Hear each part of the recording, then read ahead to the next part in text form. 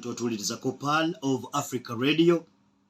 Leero ng'ennaku z'omwezi musanvu omwezi ogw'Ekkumi 1973 nkututte munda mu ggwanga lya Egypt eyali Secretary of State wa ggwanga lya America mu biseera ebyo Henry Kissinger yasobola okujja wano ku ssemazinga wa Africa naddala mu ggwanga lya Egypt n'asinkana pulezidenti wa ggwanga erya Egypt mu biseera ebyo Anwar Sadat.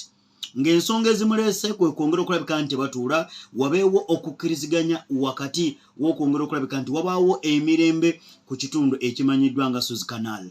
Suez Canal yali eyongedde okulabika nti mukwano gwange bali mu kulwanagana, Israel eyina mu kulwanagana, Egypt naye egamba paati yange munange ogenda okukakkana Secretary of State mu biseera ebyo Henry Kissinger yasobola okulabika nti ajja asinkana pulezidenti w'eggwanga era Egypt Anwar Sadat babeeko endagaano ze basobola okulabika nti bakola n'okuliyirira ebyo byonna ebyali bigenze maaso n'okubanga mukwano gwange byonooneddwa olunaku luno olwaleero. So mulituukiddwa olwaleero nga musajja mukulu Henry Kissinger ali mu myaka 99 egy'obukulu, Anwar Sadat ng'ate ye takyaliwo. So ensonga lwaki twagadde tujjukire leero ng'ennaku z'omwezi musanvu omwezi ogw'Ekkumi 1973 bwe lutyo bwe lwali.